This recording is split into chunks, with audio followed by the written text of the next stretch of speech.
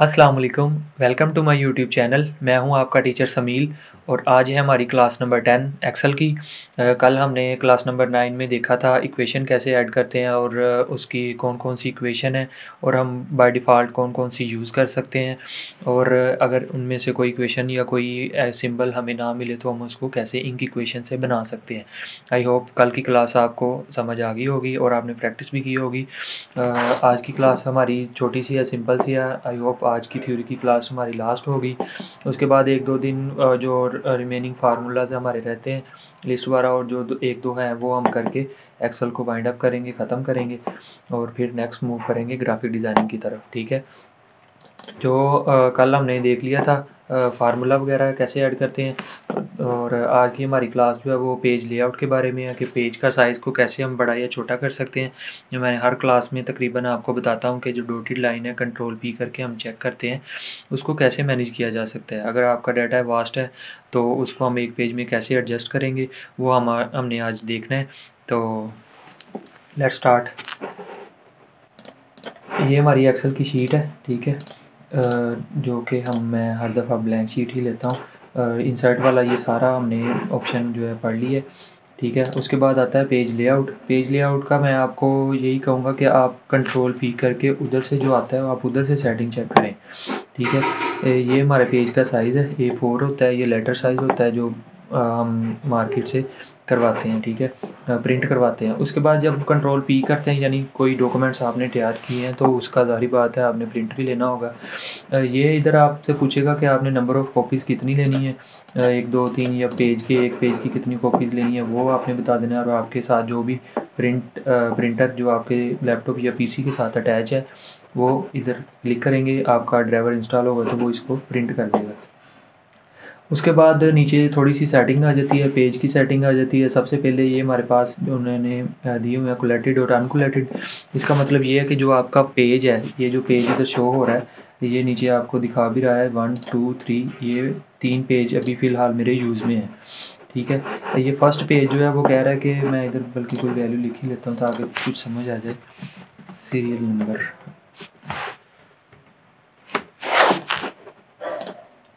ये मैंने random serial number लिखी। अब मैं कंट्रोल क्लिक करता हूँ तो अब ये जो फर्स्ट पेज पे मुझे शो करवा देगा कि ये आपका फर्स्ट पेज है, इस पर आपने ये लिखा है। अब मैंने ये कोलेटेड जो है अनकोलेटेड, इसका मैंने आपको बताना है कि वो आपसे पूछेगा कि जितने भी आपके पेज हैं उसको आपने 1 2 3 ऐसे ही कॉपी करना है, या एक पेज की 3 कॉपी या एक पेज की 2 कॉपी जितनी भी लेनी है वो आपने इधर उसको बता देना है। उसके बाद हमारे पास आ जाता है कि ये आपका जो पेज का साइज़ है ये पोर्ट्रेट है। अगर आप इसको लैंडस्केप करना चाहते हैं जिसको हम हॉरिजेंटल वे में कहते हैं तो वो आप इधर से कर सकते हैं लैंडस्केप में। तो आपका इधर ये पेज शो भी करवा देगा कि आपका ये पेज हॉरिजेंटल। अब ये देखिए पहले हमारा पेज जो इधर तक था, अब ये सेकंड पेज भी फर्स्ट पेज में आ गया। ये इसका मतलब ये नहीं कि 2 पेज इकट्ठे हो गए हैं, इसका यही मतलब है कि पहला पेज जो है उसका साइज़ थोड़ा सा बड़ा हो गया है। अब आपकी जो भी आपका डाटा है वो आप एक पेज पे एडजस्ट कर सकते हैं इजीली, क्योंकि थोड़ी सी स्पेस आपको ज़्यादा मिल गई। ऐसे भी प्रिंट हो सकता है। पोर्ट्रेट है, उसके बाद नीचे पेजेस के साइज़ आ जाते हैं, लेटर ज़्यादा यूज़ होता है और A4 यूज़ होता है। अब ये बाकी जो हैं, अब जो भी इधर डब्लॉइड करेंगे तो ये पेज का साइज़ उसके हिसाब से बताएगा। लेकिन ये आपने तब करना है जब आपके पास उस तरह की मशीन या उस तरह के पेजेस भी हों जो आपने प्रिंट करवाने हैं। अगर तो आपने डाटा एक्सेल में ही सेव रखना है तो आप जो मर्ज़ी यूज़ कर लें, क्योंकि आपका कौन सा प्रिंटेबल है या जो भी है तो आप इसमें से कोई भी कर सकते हैं। लीगल करूँगा तो वो उसका पेज का साइज़ बता देगा कि ये पेज का साइज़ है, ठीक है। अब ये देखें उसकी लेंथ ज़्यादा हो गई है, विड्थ उसकी कम हो गई है। ऐसे ही जो भी है वो आप इधर से चेक कर सकते हैं। जो आपकी डाटा की रिक्वायरमेंट पूरी करेगा वो आपने पेज का साइज़ सेलेक्ट कर लेना है, लेकिन आई सजेस्ट आप लेटर ही यूज़ करें और इधर से आप चेंज कर लें लेटर पोर्ट्रेट या लैंडस्केप, ठीक है। उसके बाद मार्जिन आ जाते हैं। मार्जिन कहते हैं जो हमारा पेज है उसकी जो साइड चारों कॉर्नर हैं उस पर जो स्पेस उन्होंने छोड़ी होती है।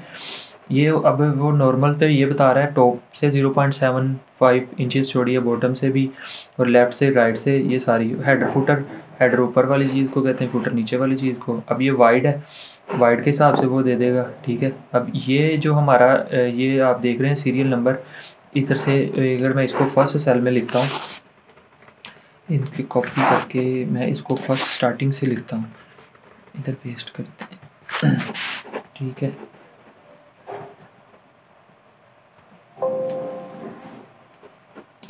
इसको रिमूव, अब कंट्रोल पी करते हैं तो ये आपको ये देखें, अब मैंने लिखा था फर्स्ट सेल पे, लेकिन वो इधर से जगह छोड़ के फिर मुझे दे रहा है। ये मार्जिन्स की जगह होती है, मार्जिन इसलिए उन्होंने छोड़े होते हैं, एक्सेल ने बाय डिफ़ॉल्ट छोड़े होते हैं। अगर आपने कोई पेजेस प्रिंट करवा के उसको पिन अप करना है तो जो आपका बनाई हुई डाटा जो आपने वो आपके पिन के या जो भी करवाते हैं उसके अंदर ना आ जाए या फाइल के अंदर ना चला जाए, इसलिए उन्होंने पहले ही ये जो स्पेस है ना वो छोड़ी होती है चारों साइडों से 0.75 इंचज़, तो आपको इसका फ़ायदा ही होगा। उसके बाद वाइड नॉर्मल अगर करेंगे तो ये नॉर्मल के हिसाब से बता देगा, ठीक है। नॉर्मल में ये 0.7 इतनी होती है। उसके बाद वाइड करेंगे तो ये 1 इंचज़ सारी चारों साइडों से छोड़ेगा, ऑल राउंड से 1 इंचज़ ये आपकी मार्जिन्स का जगह छोड़ेगा। हालांकि ये मैंने सीरियल नंबर जो है फर्स्ट सेल से लिखा है, लेकिन फिर भी उसने ये पेजेस में सारी साइज़ छोड़े हुए हैं। उसके बाद आ जाती है नैरो और थोड़ा सा आपको पेज का साइज़ बढ़ाया। अब ये बिल्कुल ही मार्जिन उसने ख़त्म कर दिए हैं, ठीक है। अब आपका पेज का साइज़ थोड़ा सा और बड़ा हो जाएगा, लेकिन आई सजेस्ट आप नॉर्मल ही यूज़ करें, आपको नुकसान नहीं होगा कोई भी, ताकि आपको अगर पिन अप भी करना पड़े या ऊपर कोई हेडिंग वगैरह जो भी करना पड़े आप इजीली कर सकते हैं। ये हो गया प्रिंट का। उसके बाद जो भी आपने डॉक्यूमेंट्स बनाए हैं या जो भी आपने डाटा किया है उसको सेव करना है, तो उसके लिए सेव एज़। अब इधर से वो पूछेगा, ब्राउज़ पे क्लिक करना है, वो पूछेगा आपने जो डाटा है जो आपकी फ़ाइल है एक्सेल शीट की, आपने उसका नाम क्या रखना है। इधर आप नाम लिखेंगे, जैसे मैं इधर लिख देता हूँ लेक्चर नंबर 10। अब ये मैंने लिख दिया। अब इधर साइड पे वो पूछेगा कि आपने कहाँ पे इसको सेव करवाना है। बाय डिफ़ॉल्ट सी में होता है, लेकिन आपने सी में इसको सेव नहीं करना, क्योंकि जब भी आप विंडो करेंगे तो सी वाला डाटा सबसे पहले डिलीट किया जाता है, तो आपकी फ़ाइल भी डिलीट हो सकती है। इसलिए आप उसको अपनी पार्टीशन में रखें जहाँ पे भी रखना है, ठीक है। जो भी आपकी फ़ाइल, जैसे मैं इधर पिक्चर में रख सकता हूँ, डॉक्यूमेंट्स में भी ना रखें, आप फाइल में ही रखें जो भी आपकी फ़ाइल है, ठीक है। जैसे मैं इधर सेव कर सकता हूँ, उसके बाद आपने इधर सेव कर देना है, तो आपकी जो फ़ाइल है वो सेव हो जाएगी, ठीक है। अब उसको आप दोबारा भी ओपन कर सकते हैं। नीचे जो सारे आपकी इधर रीसेंट शो होंगे, जैसे मैंने लेक्चर नंबर 10 सेव किया था वो इधर मेरे पास शो हो गया। आप आज कल परसों जब भी इसको यूज़ करेंगे आप इधर से यूज़ कर सकते हैं, या जहाँ पर आपने सेव करवाया उधर से जाके यूज़ कर सकते हैं।